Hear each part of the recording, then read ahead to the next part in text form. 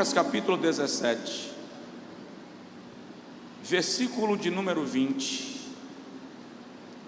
e versículo 21. Diz assim: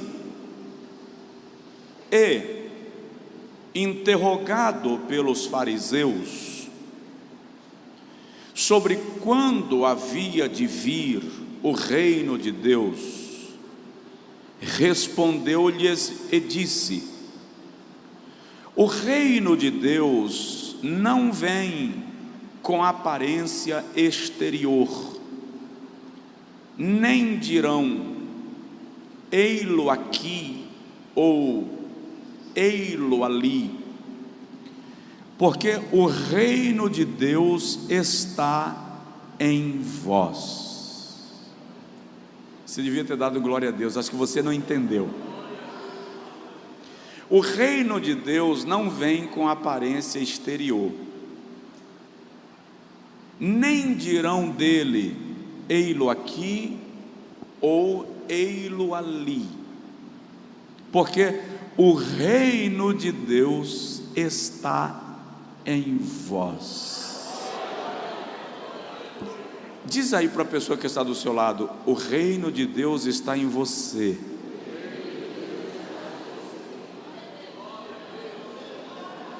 É sobre isso que eu quero falar. O reino de Deus está em vós. Esta é uma das afirmações mais ousadas, mais agressivas, mais poderosas, mais significativas do Senhor Jesus. Nesta afirmação, Jesus está dizendo: o meu reino, o reino de Deus, não está preso a lugares, não está preso a sistemas, não está preso a mentalidades. O reino de Deus está dentro de vocês. Significa dizer, onde um de vocês chegarem, o reino de Deus chegou também. Agora veja que interessante. Em que momento Jesus diz esta frase? Se nós lermos os versículos anteriores, vamos observar que ele havia acabado de curar 10 leprosos. A lepra, no contexto judaico, era considerada uma maldição. O leproso perdia todos os seus direitos sociais, religiosos, familiares. Ele não podia permanecer com a sua família, ele não podia desfrutar do convívio social, a não ser em ambientes onde estavam outros leprosos. Ele não podia comercializar, fosse comprar ou vender. E se alguém na estrada, por desaviso, viesse, você está me ouvindo e me entendendo? Diga amém. Amém. Se alguém por desaviso viesse em direção ao leproso, ele tinha que levantar as duas mãos acima da cabeça e gritar: imundo, imundo. Ou seja, não se aproxime, eu sou imundo, eu sou maldito.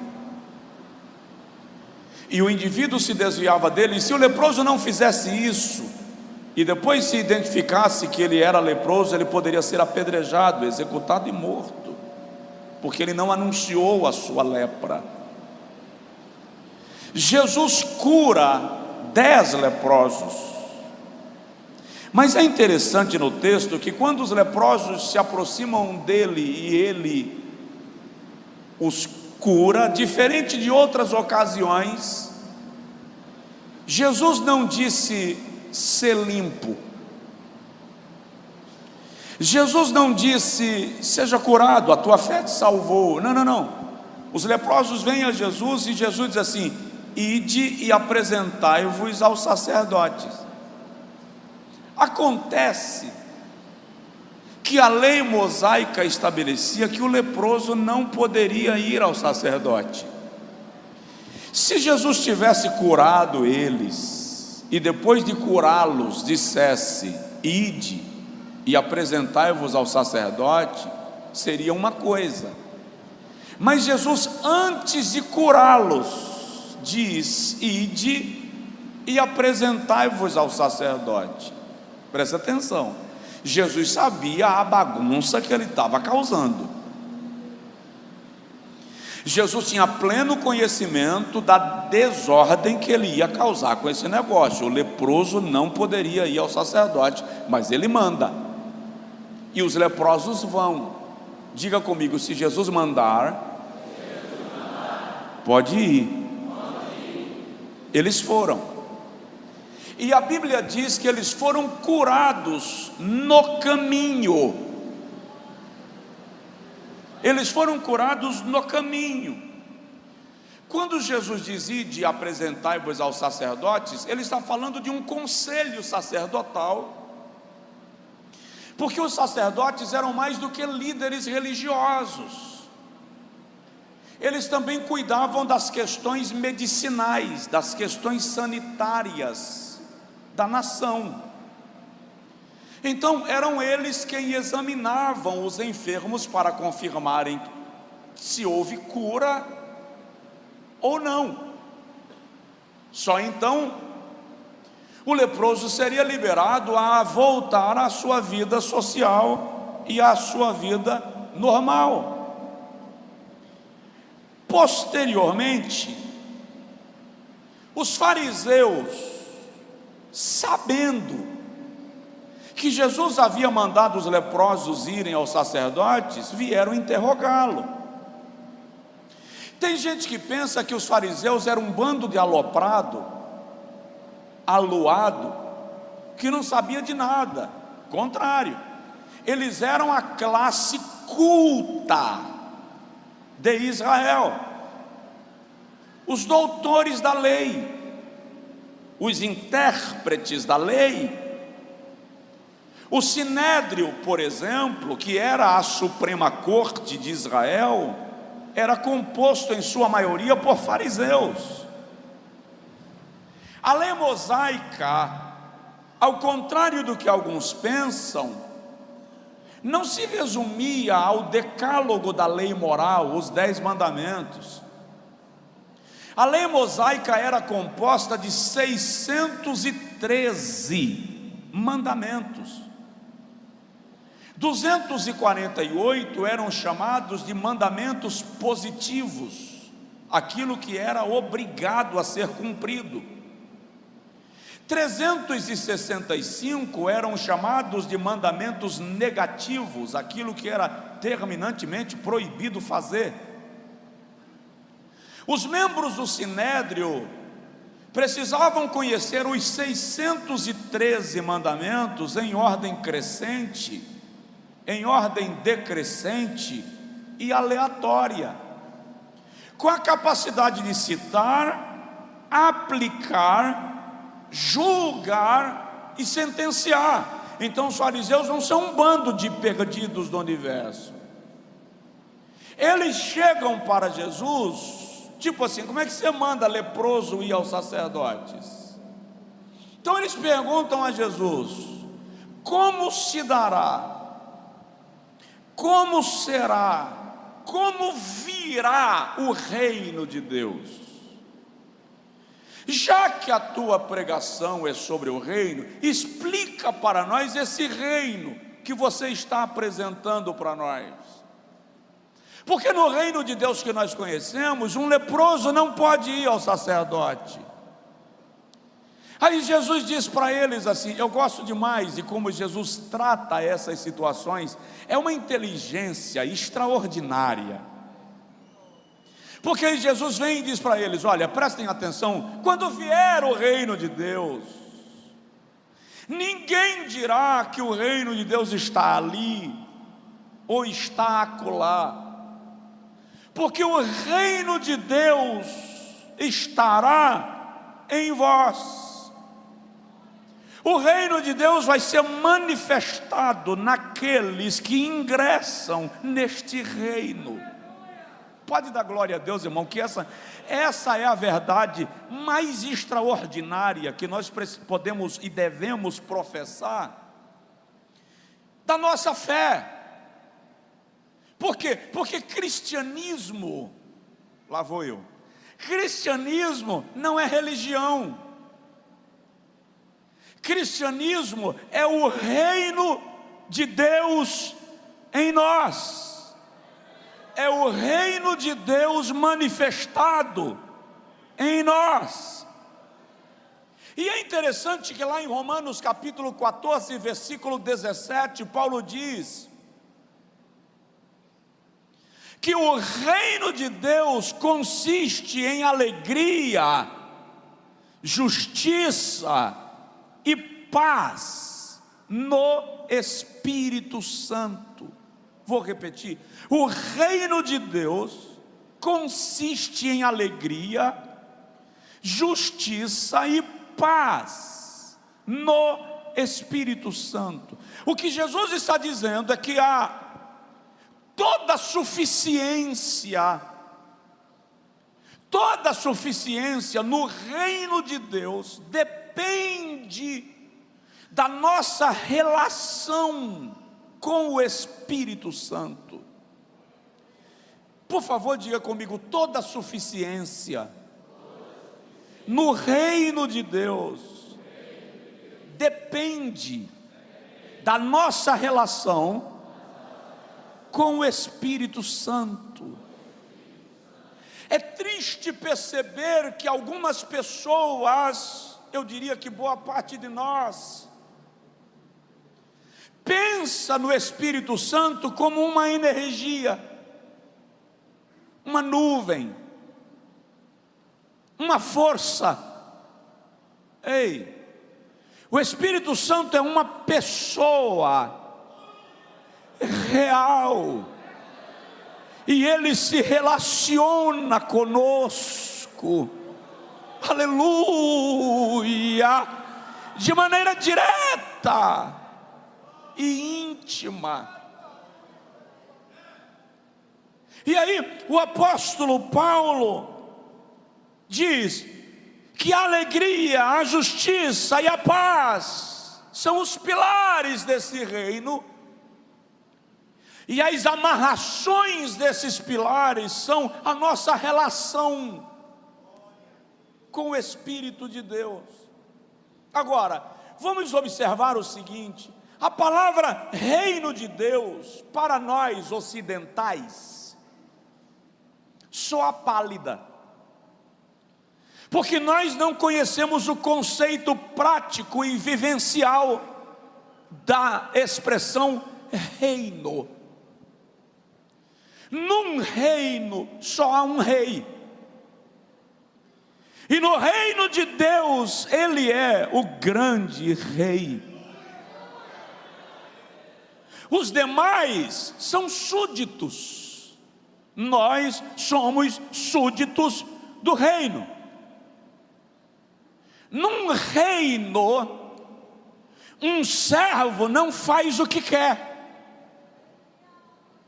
O servo faz o que o rei determina. O nosso conceito de reino de Deus é muito dos contos de fadas, da fantasia. Mas a Bíblia Sagrada trata muito da questão do reino espiritual de Deus. No Salmo 22, por exemplo, versículo 28, o salmista diz que o Senhor reina sobre todas as nações. No Salmo 95, 3, ele diz que o Senhor reina sobre toda a terra. Em Daniel capítulo 2, versículo 44, quando se aplica e se traduz a visão, o sonho de Nabucodonosor sobre a estátua, que a gente diz estátua de ouro, mas era uma estátua de diversos materiais. No final do sonho, uma pedra vem e acerta nos pés da grande estátua, e ela é desmanchada, e a pedra cresce, e ela toma conta de toda a terra. E aquela pedra que esmaga os impérios, e ela cresce e domina a terra, representa o reino de Cristo, que é maior do que todos os reinos que já se manifestaram na história. Daniel capítulo 7, versículo 13 e 14, Daniel diz: eu estava olhando nas minhas visões. Eu gosto quando ele diz minhas visões noturnas, e eu vi um ancião de dias, e em direção a ele veio um caminhando sobre as nuvens, semelhante ao Filho do Homem. E ele recebeu o domínio e o poder e o reino para sempre. Quando o anjo visita Maria, a virgem, Lucas capítulo 1, versículos 26 a seguir, o anjo diz para ela: não temas, Maria, eis que darás à luz um filho, e o seu nome será Jesus. Ele salvará o mundo dos seus pecados, e Deus lhe dará o trono do seu pai Davi, e o seu reino será eterno, e jamais terá fim. Em Apocalipse capítulo 19, versículo 17, João diz: e eu vi um montado num cavalo branco, vestido de vestes brancas, e sobre o seu manto, na sua coxa direita, está escrito o seu nome, que é Rei dos Reis e Senhor dos Senhores. Aleluia, Ele é o Rei, e o seu reino está em nós. Salmo de número 24, versículos 7, 8, 9 e 10, tem duas profecias. No versículo 7 e 8 tem uma profecia que já se cumpriu. Versículo 9 e 10 tem outra profecia que ainda vai se cumprir. Versículo 7 e 8 diz assim: levantai, ó portas, as vossas cabeças. Isso aqui é quando Jesus vence a morte, vence o inferno. Ele é assunto aos céus, e quando ele é recebido de volta nos céus em glória, os anjos cantam e dizem: levantai, ó portas, as vossas cabeças, levantai-vos, ó entradas eternas, para que entre o Rei da glória. No coral, algumas vozes perguntam: quem é este Rei da glória? E as outras vozes respondem: o Senhor que venceu a batalha, poderoso na batalha, Ele é o Rei da glória. Já se cumpriu. Mas os outros dois versículos ainda vão se cumprir, e quando se cumprirem, nós estaremos lá.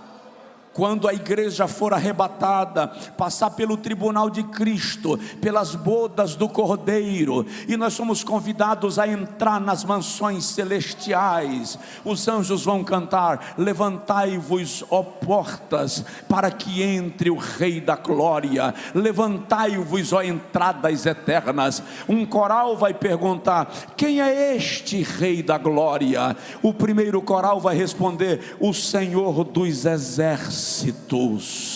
O Senhor dos exércitos, Ele é o Rei da glória.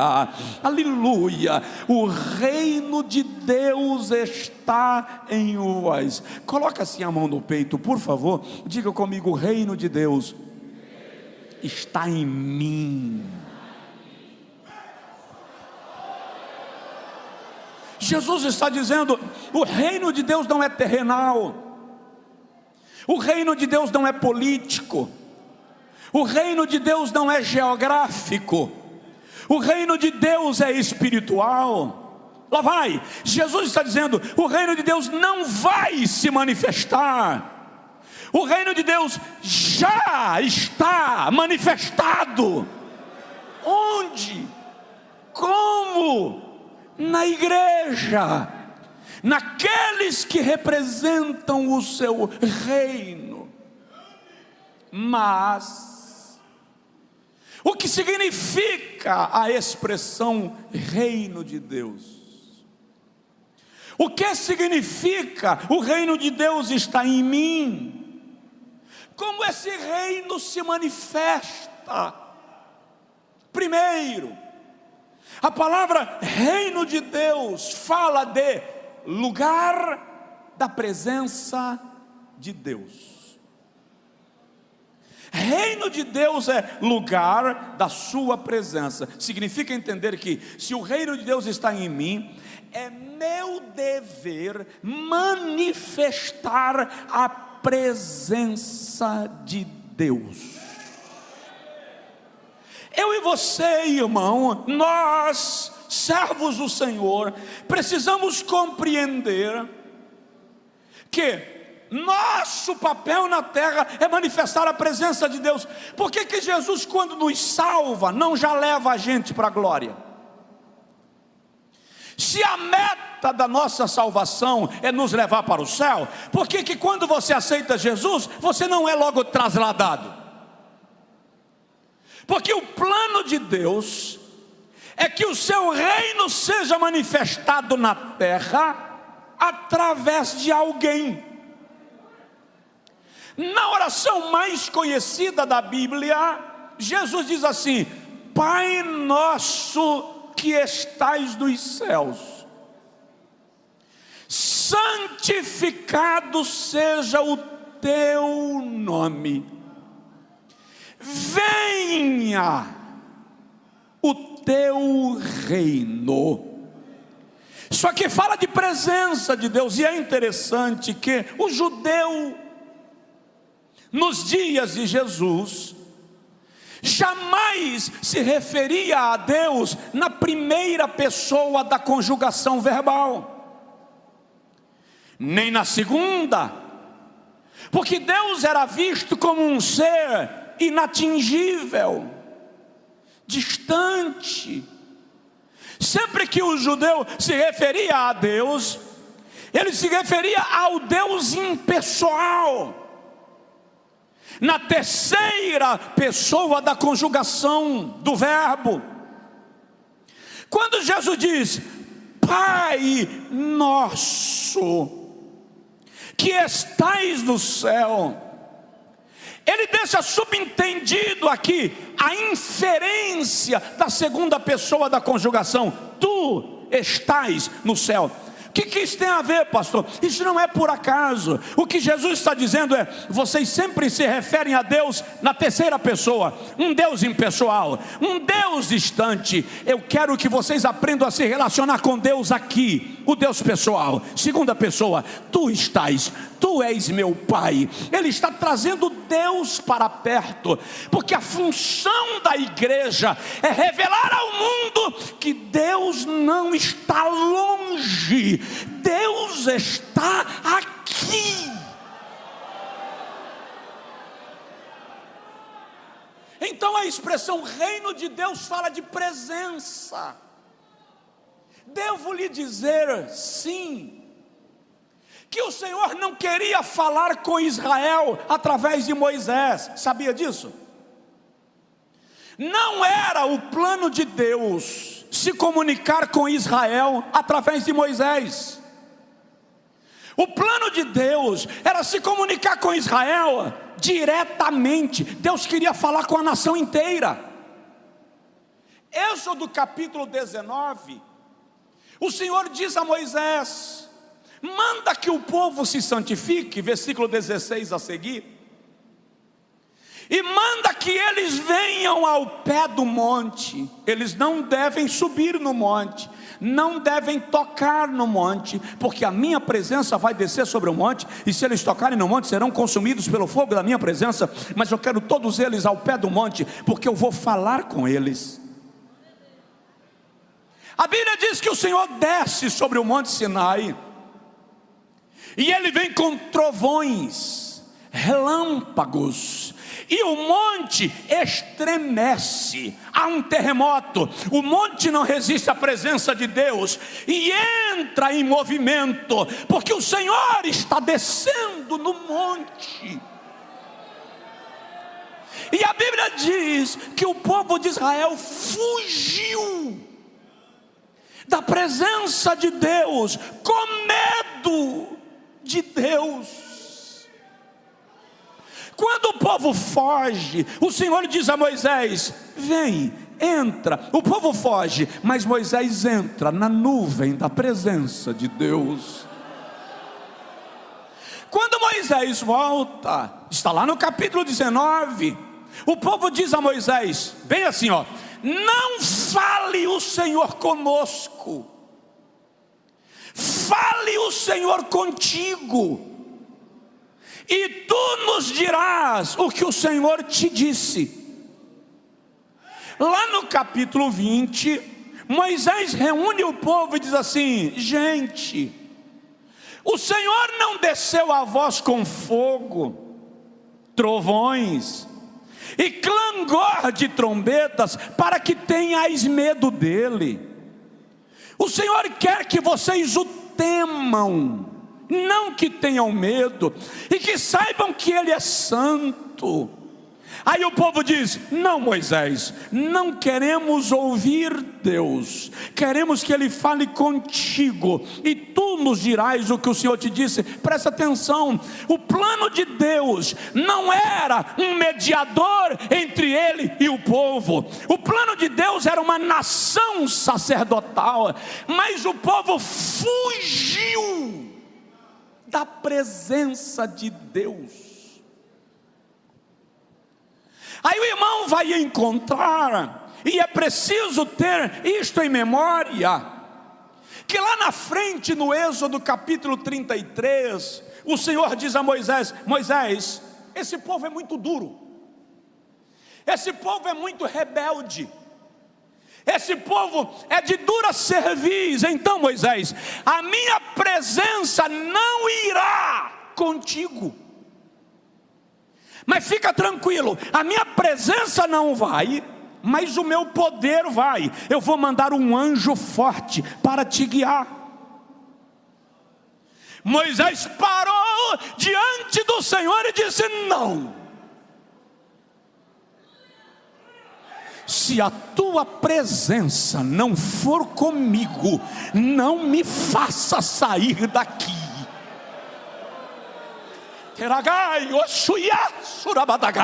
Por quê?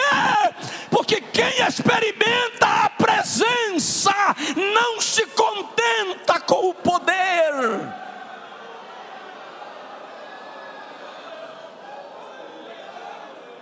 Quem já sentiu a presença não se dá por satisfeito só com o poder. Senhor, pode mandar um anjo forte, mas eu quero a tua presença. Qual é o problema nosso hoje? Nós nos contentamos com o poder, e nem sempre poder representa presença. Pode dizer aí, pastor, me magoou agora. Nem sempre poder é presença. Acabei de lhe provar, Êxodo 33, e vou lhe provar mais. Elias foge de Jezabel, 1 Reis 19, e se esconde na caverna. Quando Elias está escondido na caverna, ele ouve um barulho, lá vem um terremoto. A terra está abrindo, o mundo está estremecendo, e Elias diz: lá vem Deus. Aí quando Elias para ouvir Deus no terremoto, a Bíblia diz assim: mas Deus não estava no terremoto. Ei, terremoto é poder, mas não é presença. Elias se recolhe e de repente lá vem fogo. O fogo cai do céu e Elias conhece muito bem o fogo. E o fogo vem queimando tudo e sapecando tudo. E Elias para e diz: lá vem Deus. Aí o texto diz assim: porém Deus também não estava no fogo. Terremoto é poder, fogo é poder, mas não é presença. Elias para e aguarda. Aí a Bíblia diz que lá vem saraiva, chuva de granizo, pedra caindo do céu, destrói vegetação. Lá vem Deus na saraiva e Elias para. Vamos fazer de conta que Elias é assembleano. Elias para: fala, Senhor, fala comigo agora. Eu te peço, Senhor, fala. Aí a saraiva passa e a Bíblia diz: porém o Senhor não estava na saraiva. Diga comigo, por favor: terremoto é poder, fogo é poder, saraiva é poder, mas não é presença. De repente a Bíblia diz que há uma bonança, um silêncio. Elias nem espera Deus no silêncio, porque se ele não vem no terremoto, se não vem no fogo, se não vem na saraiva, não, no silêncio não. Quando Elias menos espera, uma voz brada na entrada da caverna e diz: que fazes aqui, Elias? Agora é presença.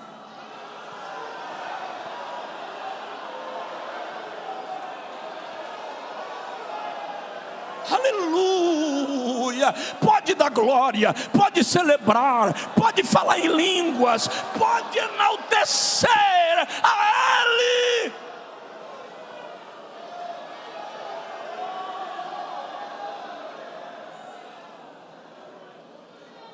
Porque nós preferimos o poder do que a presença? Porque a gente é meio vaidoso. O poder nos engrandece, a presença nos achata, nos humilha.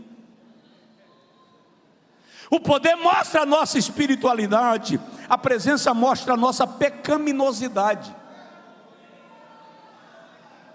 O poder mostra como nós somos grandes, a presença mostra como nós somos pequenos. O poder faz as pessoas pensarem que nós somos pequenos deuses, a presença revela que nós somos barro, pó, caco, nada mais. Aleluia!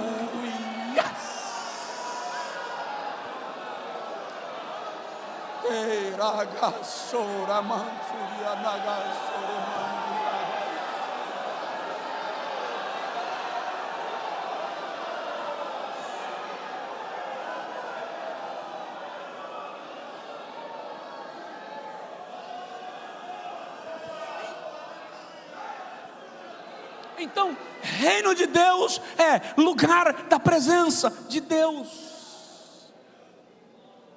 O reino de Deus está em vós. E fala comigo: o reino de Deus está em mim. Sabe o que isso significa? A presença de Deus está em mim. Segundo lugar, a palavra reino de Deus está falando de lugar da soberania, lugar onde Ele governa, onde Ele comanda. Se o reino de Deus está em mim, significa eu não sou livre. Agora deu uma contradição, não deu não? Pastor, mas a gente não é livre? É, do pecado. Mas nós não somos livres, soltos. Ele é Senhor sobre nós. Romanos capítulo 6, versículo 18 diz: libertos do pecado, fostes feitos servos da justiça. Significa entender que Deus é soberano e essa sua soberania é perfeita, é plena. Eu ouvi uma frase certa feita que diz assim: o servo não tem direito, O único direito que o servo tem é o direito de não reclamar pelo direito que não tem. O servo não tem direito. O único direito que o servo tem é o direito de não reclamar pelo direito que não tem. Ele é soberano. E no momento que eu me torno parte do reino de Deus, eu perco a minha autonomia. Não vou mais para onde eu quero. Não faço mais o que eu desejo. Porque alguém assumiu o comando sobre o meu querer, sobre a minha vontade. Por isso que Jesus diz: se alguém quiser vir após mim. Eu acho esse o versículo mais desaforado de Jesus, porque ele está dizendo assim: se quiser. Não estou chamando, não estou mandando, ninguém é obrigado, se quiser. Agora, se você quiser vir, negue-se a si mesmo, tome cada dia a sua cruz e siga-me. Jesus está dizendo: quem faz parte do meu reino não anda à vontade, vai para onde eu vou, pisa onde eu piso, faz o que eu faço, repete os meus atos. Isso é ato de soberania. Então o termo reino de Deus fala de lugar de soberania de Deus, lugar onde a sua vontade prevalece. Por isso que Jesus diz: seja feita a tua vontade, faça-se a tua vontade. Salmo 115 eu citei ontem: o nosso Deus está nos céus e Ele faz tudo o que lhe apraz. Irmão, de alguma forma nós estamos acostumados com reinos humanos, com governo do povo. O princípio bíblico do governo de Deus não é governo do povo. O princípio bíblico do governo de Deus é governo de Deus. Eu e você não fazemos o que queremos. Ele domina sobre nós. Ele governa sobre nós. E aí a teologia moderna criou um Deus para atender os caprichos do homem. Um Deus que existe em função de nós. O Deus que está lá para nos agradar. E é mais ou menos assim: se Deus quiser minha adoração, Ele que trate de fazer a minha vontade. Se Deus quiser o meu louvor, Ele que trate de me deixar feliz. Ei, inverteu. À luz da Bíblia, não é Deus em função do homem, é o homem em função de Deus. Deus não existe por causa do homem, o homem existe por causa de Deus. Deus não tem que agradar a vontade do homem, o homem tem que agradar a vontade de Deus. Isto é soberania.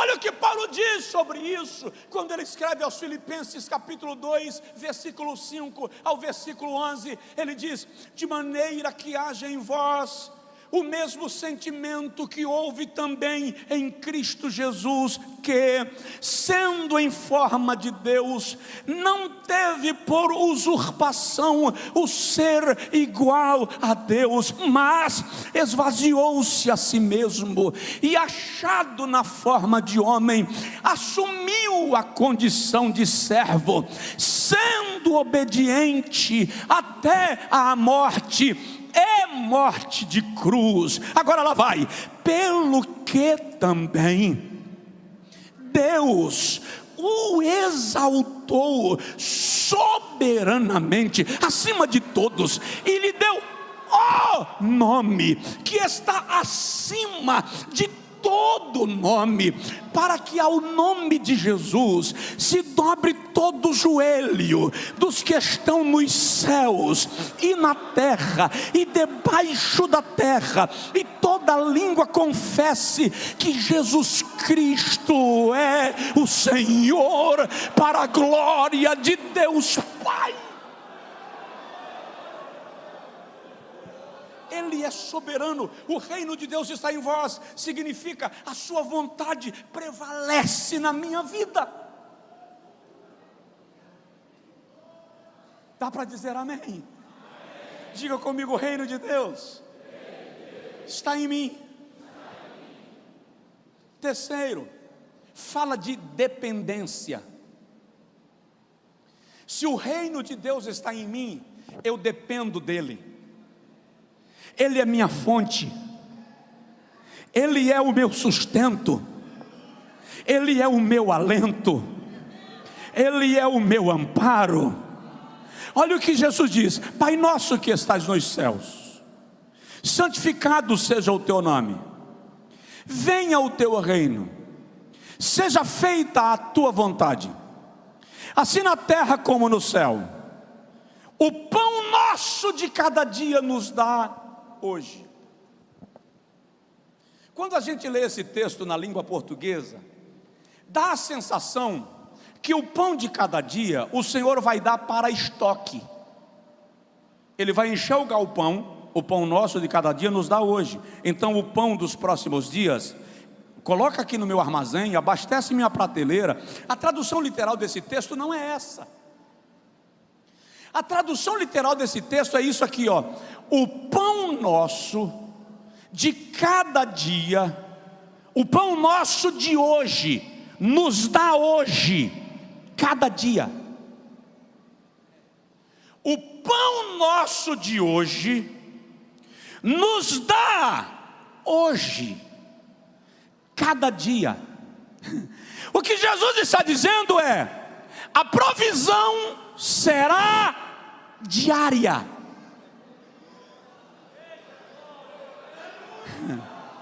É por isso que lá atrás ele diz assim, lá na frente ele diz assim: não vos preocupeis com o dia de amanhã, basta a cada dia a sua preocupação. Ei, Deus já proveu hoje. Quem viveu a provisão de Deus hoje? Levanta a mão. Ok. O que Jesus está dizendo é: por que você está preocupado com segunda-feira? O Deus que te deu a provisão de hoje já cuidou da provisão de amanhã, já cuidou da provisão de segunda. E por que eu não recebi ainda? Porque Deus não quer que você confie no estoque. Deus quer que você confie nele. Quando o estoque está cheio, a gente diz: graças a Deus, Deus mandou a provisão, armário cheio. E aí você confia no armário. E o Senhor está dizendo: não é isso que eu quero que você aprenda a confiar em mim, cada dia, cada hora, cada instante. Porque o pão nosso de hoje, eu te darei hoje, cada dia. O Senhor é o meu pastor, nada me falta. Tem alguém do seu lado aí? Diz para ele: Deus já proveu.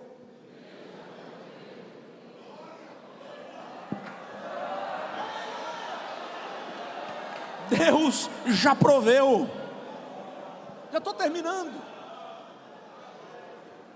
Você pode olhar para mim e dizer assim: ah, se ele soubesse como ficou minha dispensa, não estaria pregando isso. O cara está bem, por isso que está pregando isso aí. Senta para eu te contar a minha história.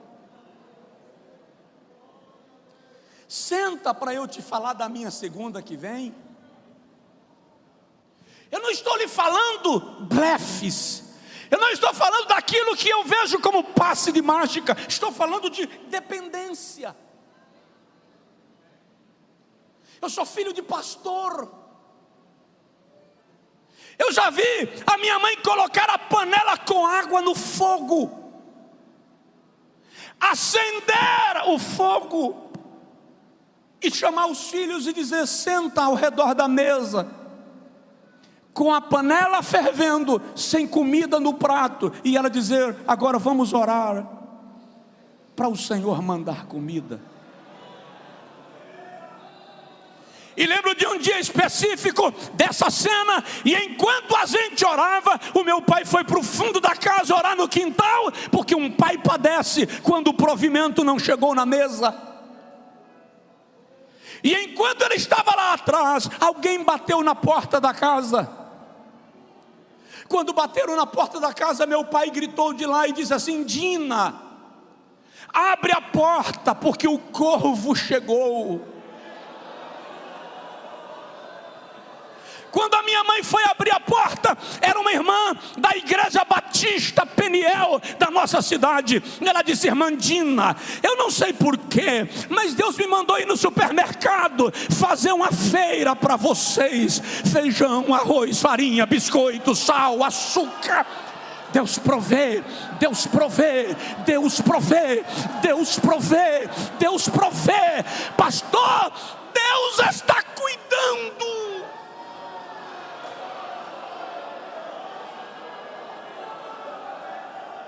Choragailo subiava suriando rabadagai.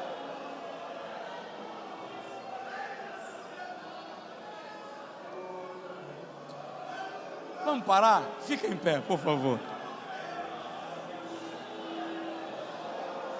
Tinha mais duas coisinhas para falar, mas deixa para a próxima.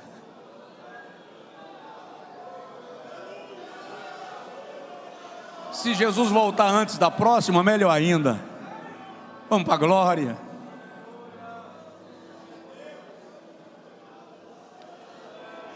Remagai soria badabagado suria mandurabagai.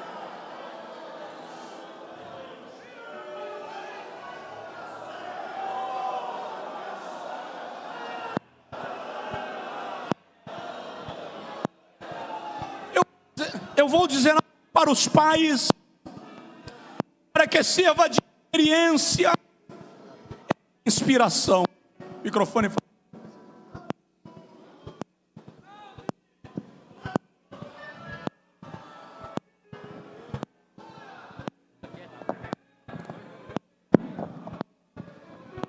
No período da minha infância, meu pai no campo, nós passamos muitas privações. Café preto, com farinha, adoçado com rapadura, era o café que eu tomava todas as manhãs. Um dia desse, um irmão falou para mim e fez assim: pastor, o café com farinha é gostoso. Eu disse: é hoje, que eu tomo se eu quiser. Mas quando só tinha aquilo todo dia, vai, experimenta junto, só com café com farinha, sente a unção. Na época que quichute, quem lembra de quichute? Levanta a mão. Quem usou quichute? Levanta a mão. Pronto, vocês tiveram a infância melhor que a minha.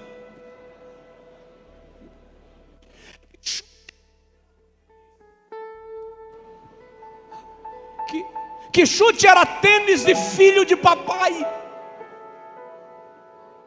Meu sonho é...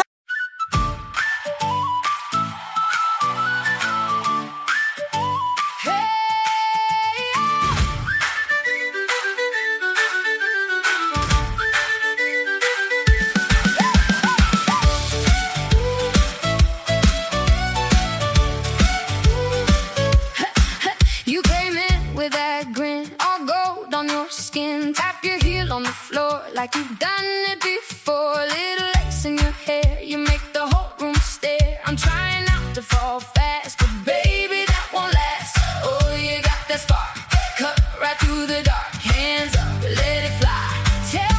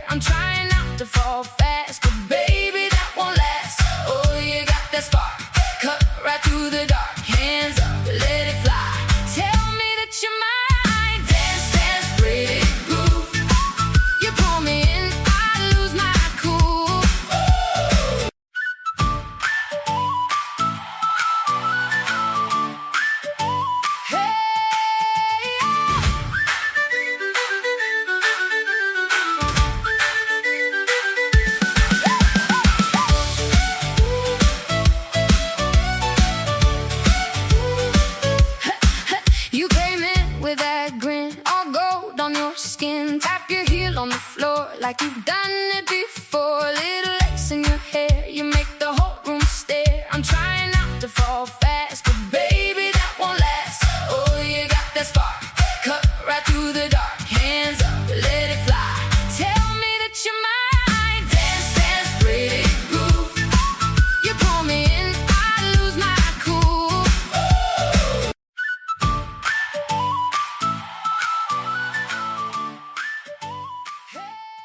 Era usar um quichute. Eu usava conga. Lembra da conga? Biquinho branco, tecido azul, alcoólatra. E a minha mãe me colocava a única calça que eu tinha, uma calça verde de tergal. Imagina eu de calça verde. Eu com a calça verde de tergal, no meio da canela, meia branca, conguinha azul. E a minha mãe penteava meu cabelo, passava óleo no cabelo, partia de lado. Ainda pegava na minha bochecha e dizia lindo. E eu acreditava.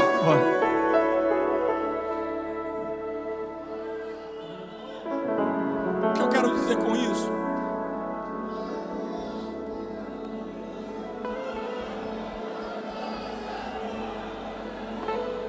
Todas as vezes que eu ia reclamar do quichute, minha mãe dizia: não reclama. Um dia você vai escolher o sapato que você quer calçar. Quando eu ia reclamar do café, a minha mãe dizia: não reclama. Um dia você vai sentar e vai escolher a comida que você quer comer. Quando eu chego num restaurante hoje e o cardápio vem para a minha mão, para eu escolher o que eu quero comer, eu tenho que lembrar dessa profecia que ela lançava sobre mim. Todo dia, quando eu vou me vestir para a igreja, que eu escolho se quero um sapato preto ou um sapato marrom, se eu quero de bico fino ou de bico quadrado, eu lembro que ela disse: você vai escolher o sapato que quer calçar.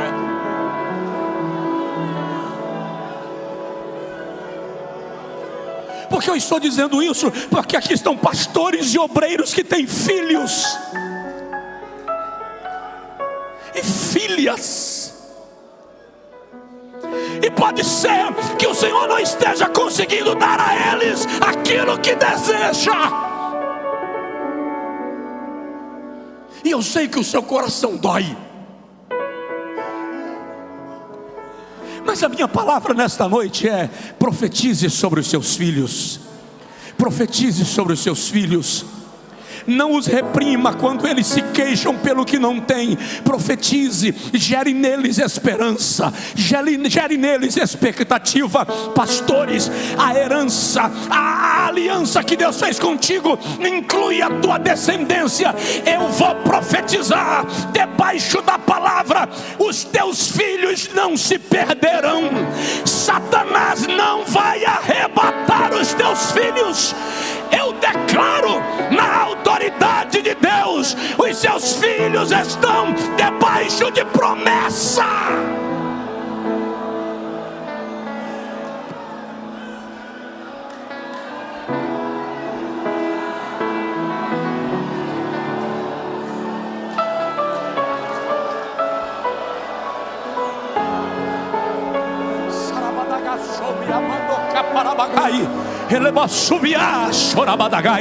O diabo não vai arrebatar teus filhos. O diabo não vai arrebatar tua filha. Não vai, não vai, não vai.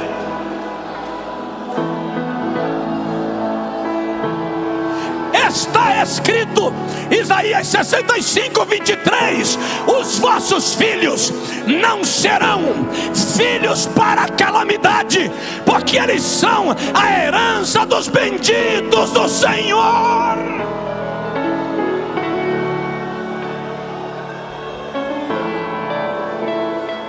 Profetize sobre os seus filhos. Profetize sobre os seus filhos. Estenda a sua mão, por favor. Levante sua mão.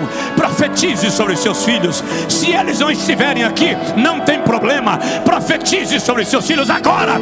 Abre a sua boca e diz o nome deles. Profetiza, profetiza, profetiza. Declare, declare, declare.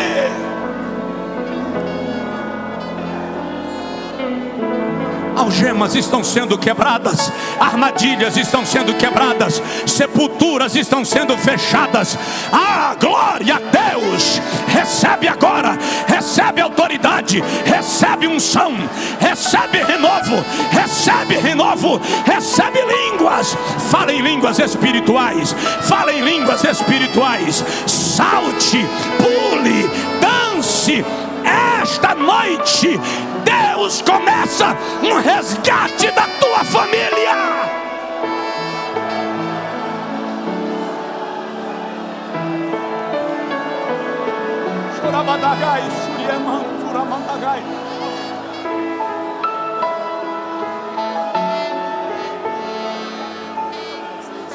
Equipe de louvor, chega para cá. O pastor está solicitando sua presença, a presença de vocês, para cantar a presença de Deus. Chega para cá, aleluia. Estende suas mãos agora. O senhor sabe onde o senhor mora? A senhora sabe onde a senhora mora? Consegue estender as mãos em direção à sua casa? Se não conseguir estender as mãos para lá, apenas estenda as mãos. Jeová sabe. Jeová sabe. Comece a dizer agora: Senhor, o teu reino na minha casa, o teu reino na minha casa, o teu reino nos meus filhos, o teu reino nos meus filhos. Eu estou sentindo a presença de Deus de forma extraordinária. Dá vontade de pular, dá vontade de correr, dá vontade de saltar. Eu quero que você agora receba uma descarga dessa presença de Deus.